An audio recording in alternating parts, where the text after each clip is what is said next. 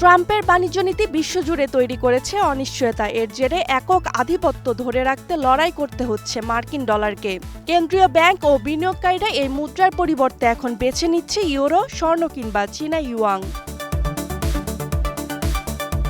1973 সালের পর এই প্রথম চলতি বছরের জুন মাস পর্যন্ত ইউরোর বিপরীতে ডলারের দাম পড়েছে 12% বেশি। এমন পতনের পেছনে ট্রাম্পকে দায়ী করছেন অর্থনীতি বিশ্লেষকরা। যদিও মার্কিন প্রেসিডেন্টের নতুন শুল্ক নীতিতে বাণিজ্য ঘাটতি কিছুটা কমেছে, তবে বাড়ছে ঋণের খরচ।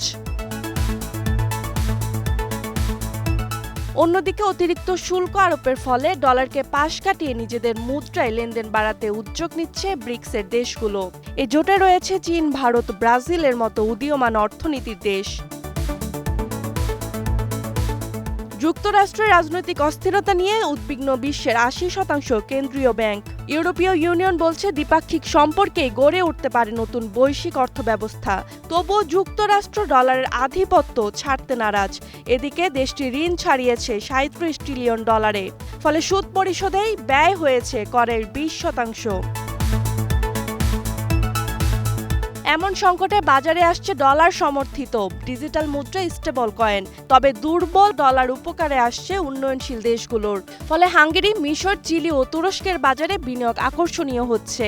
বর্তমান পরিস্থিতিতে স্বর্ণ ও উদীয়মান মুদ্রার প্রতি আস্থা বাড়ছে বিশ্বজুড়ে, এমনটাই জানাচ্ছেন বিশ্লেষকরা। Roksana Rimi, star news.